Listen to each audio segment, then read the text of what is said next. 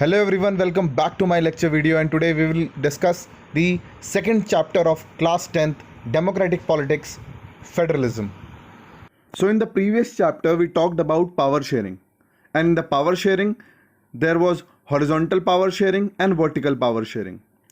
Horizontal power sharing was between judiciary, executive and legislature, and vertical power sharing was between union government or the central government, state government and the third type of government, that is the local governments.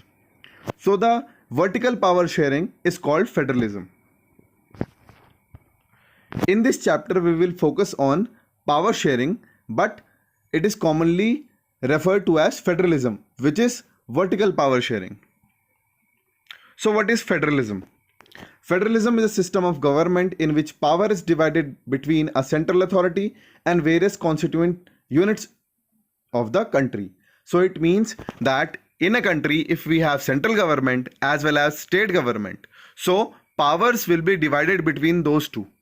The central government will not have the full power. The local government will also be provided with power. Federalism has two levels of government, or sometimes three levels. In India we have three-level government, that is the central government, the state government as well as the local bodies like the municipality and the panchayats. One is the government for the entire country and usually responsible for a new subject of common national interest. So the central government takes care of the whole country. कुछ भी अगर हमने नए subjects enroll करने हो या फिर कोई development projects enroll करने हो which is for the national interest, then the central government is responsible for that. The others are the government at the level of provinces or state that look after much of the day-to-day administrating of their state. So we have state governments and they look after their states, their people and the law related to the state. Federations are contrasted with unitary government. So unitary government don't have federations. Federation means, and unitary government are those type of government in which only the central government have the power. Under the unitary system, either there is only one level of government or subunits are subordinate to the central. जो unitary system government होती है उसमें या तो central government होगी सिर्फ पूरी country में, या अगर लोकल बॉडीज हुई भी, so but power is in the hands of the central government. In federal system, the central government cannot order the state government to do something. So, जो आपके इसमें central government होते हैं, वो state government को bossing around नहीं कर सकते, उसको orders नहीं दे सकते. The state government also have powers. अब हम key features देखेंगे federalism के. पहला है, there are two or more levels of government or tiers of government. Tier मतलब levels, that is the union government, state government and local government we have. Then second, हर अलग अलग tyre यानी कि central government में, state government में, local government में जो government होती है वो सेम सिटीजन्स को गवर्न करती है, बट हर एक टायर का अपना जुरिस्डिक्शन होता है in a specific matter of legislation, taxation and administration. अब इन तीनों में देखा जाए, लेजिस्लेचर मतलब कि आपका जैसे आपकी कंट्री में लोकसभा राज्यसभा होता है, वैसे ही जो आपका स्टेट गवर्नमेंट होती है उसमें विधानसभा होता है. टैक्सेशन, जैसे आप सेंट्रल गवर्नमेंट को टैक्स देते हैं वैसे आप स्टेट गवर्नमेंट को टैक्स देते हैं. एडमिनिस्ट्रेशन यानी कि अगर आपने कोई जुर्म किया है या फिर आपको कोई कोर्ट में केस लड़ना है तो अपनी जुरिस्डिक्शन में लड़ना होगा. If you are in Roorkee, you have to go to the city court. If the matter is not solved in the state in the city court, you can go to the district court, that is in Haridwar. Then the state court, that is in Nainital, and last is New Delhi, Supreme Court. You directly don't go to Supreme Court if you have done something in Roorkee or any legal thing is done in Roorkee. The matter will go to the city court. The jurisdictions of the respective levels or the tier of government are specified in the constitution. Constitution में बताया गया है कि हर level of government के पास कितनी power है और वो क्या क्या area govern करता है. Fourth, the fundamental provisions. Constitution में कुछ provisions हैं जो अगर आपको change करने हैं या amend करने हैं, then you will need both the approval of state government as well as central government. आप यूनिलैटरली उसे चेंज नहीं कर सकते। यूनिलैटरली मतलब एक ही इंसान या फिर एक ही गवर्नमेंट मिलकर उसे चेंज नहीं कर सकती। Courts have the power to interpret the constitution and the powers of different level of government. If there is a conflict between the state government and the central government, तो वहां पर supreme court, our judiciary or the any type of court will come in between and interpret the constitution. मतलब कि वो constitution को एक तरीके से पढ़ के हमें बताएगी, समझाएगी कि कौन सी गवर्नमेंट यहां पर पावरफुल है। Next, sources of revenue of each level of government are clearly specified to ensure financial autonomy. मतलब कि एक स्टेट अपने आप से काम कर सके, उसको पैसे मिले, फाइनेंशियली वो स्ट्रांग हो, उसके लिए कॉन्स्टिट्यूशन में मेंशन किया गया है कि कौन से टैक्स स्टेट गवर्नमेंट को बिलोंग करेंगे और कौन से सेंट्रल गवर्नमेंट को बिलोंग करेंगे। सेवेंथ, सबसे इंपॉर्टेंट जो है, एक तरीके से सेफगार्ड करता है और प्रमोट करता है यूनिटी ऑफ द कंट्री, और उसी समय पे अकोमोडेट करता है रीजनल डाइवर्सिटीज। मतलब एक तरीके से तो ये सबको प्रमोट, फेडरलिज्म यूनिटी लाता है, कॉन्फ्लिक्ट कम करता है, मतभेद कम करता है आपस में, सबको पावर्स मिलेंगी तो कोई मतभेद नहीं होगा। Similarly the same thing happen in Belgium also, and also accommodate regional diversities, और अलग अलग तरीके की जो लोग रहते हैं उनको एक साथ सम्मिलित करके रखना। अब कितने तरीके की फेडरेशन फॉर्म करी जा सकती है, कौन कौन से तरीके हैं फेडरेशन फॉर्म करने के? तो दो तरीके हैं फेडरेशन फॉर्म करने के, एक है कमिंग टुगेदर फेडरेशन और एक है होल्डिंग टुगेदर फेडरेशन। अब ये दोनों क्या है वो देख लेते हैं। The first route involves independent states coming together on their own to form bigger units. मतलब कि अलग अलग स्टेट्स हैं, वो पावरफुल हैं, but they come together to be more powerful and more strong, and they form a unified country और a federation. For example the United States of America, वहां पर अलग अलग स्टेट्स हैं और वो मिलकर एक हुए हैं। सो that is called coming together federation.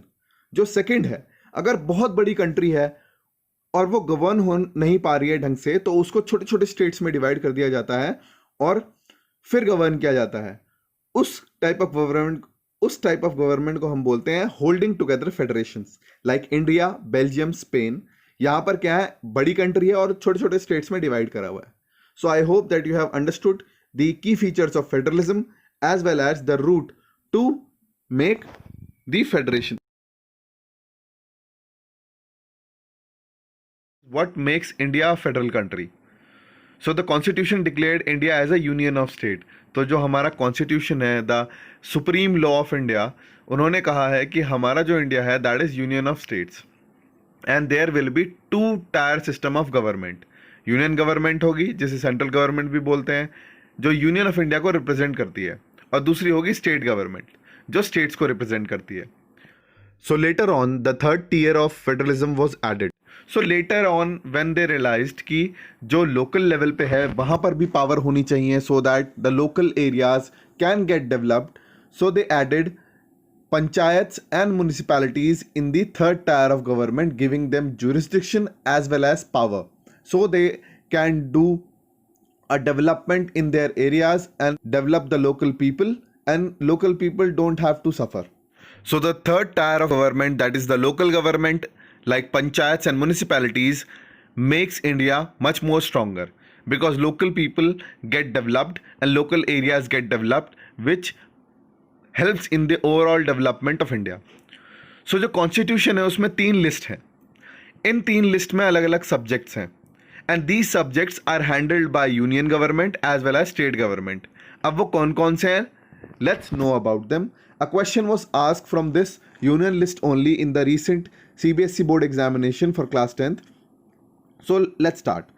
जो यूनियन लिस्ट होती है ये नेशनल इंपॉर्टेंस के सब्जेक्ट रखती है, जो हमारे पूरी कंट्री के लिए इम्पॉर्टेंट है और वो पूरी कंट्री उन पे डिपेंडेंट है, like defence of the country, or army, or navy, or air force, all the matters related to them, all the decisions related to them will be taken by the union government.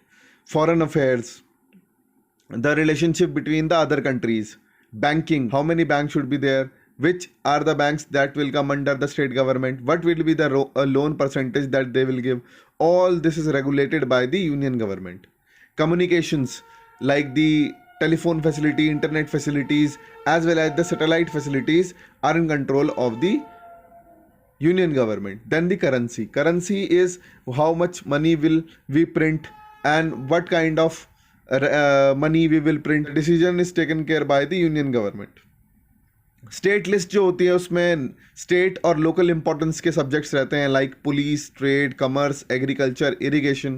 Police कैसी होनी चाहिए state की, trading के लिए क्या क्या rules and regulations होने चाहिए, एग्रीकल्चर के क्या क्या डेवलपमेंट्स करे जा सकते हैं. So all these things are taken up by state list. Concurrent list जो होती है उसमें दोनों स्टेट और यूनियन के इम्पॉर्टेंट और कॉमन इंटरेस्ट की चीज़ें होती हैं, जैसे education, forest, trade unions, marriage, adoption, succession. ये सब जो चीज़ें हैं इन पे डिसीजन दोनों ले सकते हैं. यूनियन गवर्नमेंट भी ले सकती है और स्टेट गवर्नमेंट भी ले सकती है. But if there is a conflict, माना कि अगर एक लॉ कोई बना रहे हैं और स्टेट गवर्नमेंट चाहती है कि ये लॉ ना बने और यूनियन गवर्नमेंट चाहती है कि ये लॉ बने related to all these concurrent list subjects, so the union government have an upper hand and the decision taken by them will be implemented. So they have powers to take decisions in the hereditary matters. So इन चीज़ों से हमें पता लगा that India is a federal country because there is a system of government, union government, state government as well as the local government, and powers are divided into each level of government, like union list, state list. All the lists are divided and the power is divided. So how it is practiced in India? Now we will talk about this. Constitutional provisions are necessary for the success of federalism, but these are not sufficient. तो जो constitution में powers लिखे हुए चीज़ें होती हैं वो important तो होती हैं बट सफिशिएंट नहीं होती हैं. The real success of federalism in India can be attributed to the nature of democracy politics in our country. So हमारी कंट्री में डेमोक्रेटिक पॉलिटिक्स है और वही एक तरीके से रियल सक्सेस है फेडरलिज्म का. How? Linguistic states. The creation of linguistic states are the first and the major test for democratic politics in our country.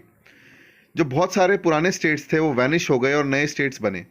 1947 में boundaries of several old states of India were change in order to create new states. These was done to ensure the people who spoke the same language lived in the same state. When the demand for formation of states on the basis of language was raised, some national leaders feared that it would lead to disintegration of the country. So linguistic states का मतलब है states को भाषा के आधार पर बांटना. कुछ leaders को ऐसे लगा कि अगर हम ऐसा करेंगे तो हम कंट्री को तोड़ रहे होंगे. But on the contrary, it made India more stronger. Language policy. The second test for Indian Federation is the language policy. हमारा कॉन्स्टिट्यूशन किसी को भी स्पेशल स्टेटस नहीं देता नेशनल लैंग्वेज का. Hindi is identified as an official language. तो जो हिंदी है वो ऑफिशियल लैंग्वेज है बट नेशनल लैंग्वेज नहीं है. According to the constitution of India, the English का पर्पज है वो ऑफिशियल पर्पज है. The use of English for official purpose was to stop in 1965. अब कॉन्स्टिट्यूशन की माने तो 1965 में हमें इंग्लिश को बंद कर देना चाहिए था पढ़ना, but still we are doing it. So but the central government जो थी उस समय पे 1965 में कांग्रेस थी और उन्होंने स्टॉप नहीं किया इंग्लिश को and they continued with it. The central government can impose Hindi on states where people speak a different language.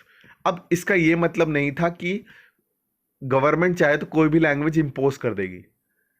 They gave the options, but ultimately it was the decision of the people living in the states that what they want to speak. So let's talk about center-state relationship. अगर किसी भी federalism को success पानी है या power sharing ढंग से करनी है तो उसमें सेंटर और स्टेट रिलेशंस बहुत अच्छे होने चाहिए. There should be a mutual understanding between the two. Restructuring the center-state relations is one of the most important way in which federalism has strengthened in practice. Federalism को आपने अगर अच्छे से कैरी आउट करना है तो centre state relation should be good. 1990 से पहले जो स्टेट्स थे इंडिया के, वहाँ पर जो इलेक्शंस होते थे वहाँ पर जो मेजर पार्टीज़ थी जो लोकसभा इलेक्शंस जीती थी, जो सेंट्रल गवर्नमेंट बनाती थी, वही इलेक्शन लड़ा करती थी और वही जीता करती थी. So there was no originality. But 1990 के बाद से जो रीजनल पार्टीज़ थी वो एक तरीके से सामने आने लगी और इलेक्शंस जीतने लगी। इससे ये हुआ कि लोकल जो लोग थे, जिनकी लैंग्वेज अलग थी, जिनका कल्चर अलग था, थ्रू आउट इंडिया में अलग अलग है, वो लोग सामने आने लगे और अपनी पार्टी जब उनकी इलेक्ट हुई और जीती, that meant that small people from local villages are representing those parties. जब इन रीजनल पार्टीज ने स्टेट में बहुत अच्छा करना शुरू कर दिया, इलेक्शन जीतने शुरू कर दिए, I would like to mention some state parties like BSP, Bahujan Samaj party इन उत्तर प्रदेश, और समाजवादी पार्टी इन उत्तर प्रदेश। के Tamil Nadu have DMK, NIDMK, these are the two parties there. In Andhra Pradesh we have Telugu Desam party, and in Odisha we have Biju Janata Dal. In Mizoram we have Mizoram Democratic Front. So there are lot of regional parties which came into existence after 1990, और centre government में भी बहुत सारे changes आने लगे। पहले क्या होता था कि जो एक पार्टी थी वही जीत जाती थी, जैसे कांग्रेस हो गई, वो जीतती रहती थी इलेक्शन सेंटर में भी। लेकिन अब क्या हुआ, उसको पूरी सीटें नहीं मिलने लगी, and the party has to take help of other parties to form a government, और उसी को कहते हैं coalition government. Coalition government is a form of government in which the party doesn't get the clear majority and it has to take help from other parties to form a government to run a country. Since no single party got a clear majority in Lok Sabha, the major national parties had led into an alliance with many parties. तो जब Lok Sabha elections, जो elections होते हैं prime minister candidature के लिए, उसमें जब एक सिंगल पार्टी मेजॉरिटी नहीं ला पाई तो उसको कोएलिशन गवर्नमेंट बनानी पड़ी। This led to the new culture of power sharing and respect for autonomy of state government. इस कोएलिशन गवर्नमेंट सेंटर में रिजल्ट ये हुआ कि जो स्टेट पार्टीज थी वो स्ट्रांग होती गई, और जो स्टेट में उनकी पावर थी वो बढ़ गई, जो पहले नहीं होती थी इंडिपेंडेंस के बाद। But now after 1990 the scenario has change. But in the recent time, if you take example from last 6 years, the party which is in majority in centre is BJP, and they don't need any coalition. But if you look at the state parties today also, in Punjab we have Congress, in Odisha we have Biju Janata Dal, in Jharkhand and Gujarat we have Congress, in southern part of India there are different other parties, not these main two parties, Congress and BJP. Indian states have different parties altogether, so that gives power to the state parties, and that is the essence of federalism. So the last topic of this chapter is decentralization in India. As you know that federalism is dividing power into 2 tiers of government. One is union and one is state. In USA we have state government as well as the union government. But decentralization का मतलब क्या होता है? इसका मतलब ये होता है कि जब स्टेट गवर्नमेंट्स और यूनियन गवर्नमेंट से पावर लेकर लोकल गवर्नमेंट को दे दी जाए, that is called decentralisation of power. As you all know, India is a very vast country and 2 tier of government cannot hold it and cannot administrative. So we have 3 tiers of government, that is the union, the state and the third tier, that is the local government. Local government जो होती है local level पे जितना possible हो सकता है directly reach करती है people से. So that is the essence of this decentralization of India. ये start हुआ 1992 में. The rural government is popularly known as पंचायती राज. तो पंचायती राज इसको कहा गया 1992 में, and it was a massive decision taken by the government of India so that powers can be divided and these local government can have their own jurisdiction as well as power. So this is a council consisting of several ward members often called punch and the president or sarpanch. गांव में क्या होता है, अलग अलग ward members चुने जाते हैं. They are directly elected by the adult population living in the ward और द विलेज. तो उस वार्ड में जो लोग रह रहे होते हैं वो डायरेक्ट इलेक्ट करते हैं उन्हें. So here democratic values can be seen clearly. This gives the opportunity to the local people to be a part of decision making. So that is the essence of decentralisation of powers in India. All the Panchayat Samiti or the mandals in the district together constitutes the जिला परिषद. अब अलग अलग पंचायत समितिज होती हैं, मंडल होते हैं, और पूरे जिले परिषद को वो ये क्या करते हैं, कॉन्स्टिट्यूट करते हैं. जैसे फॉर एग्जांपल हरिद्वार एक जिला है यानी कि डिस्ट्रिक्ट है, तो इसका मेन ऑफिस जो होगा जिला परिषद का वो हरिद्वार में होगा. और हरिद्वार के अंदर जितने भी विलेजेस आते हैं वहां के जो पंच हैं या समिति मेंबर्स हैं, मंडल मेंबर्स हैं, वो रिपोर्ट करते हैं जिला परिषद। लोकल लेवल गवर्नमेंट जो होती है सिर्फ विलेजेस तक सीमित नहीं रहती, ये बिग सिटीज में भी आपको दिख जाएंगी, लाइक मुंबई, वहां पर भी बीएमसी है, भाईनगर म्युनिसिपल कॉरपोरेशन, वहां पर वो बहुत सारी पावर होल्ड करती है, बहुत सारे डिसीजन लेने के बाद उसके पास पावर है। So that gives the idea of decentralisation and this new system of local government is the largest experiment in the democracy conducted anywhere in the world। और पूरे वर्ल्ड का अगर आप एग्जांपल लें, कोई भी ऐसी कंट्री नहीं है जहां पे इतनी बड़ी डेमोक्रेसी हो और थर्ड टियर ऑफ गवर्नमेंट भी हो। So this sums up the chapter. I hope that you have understood it. See you in the next lecture video.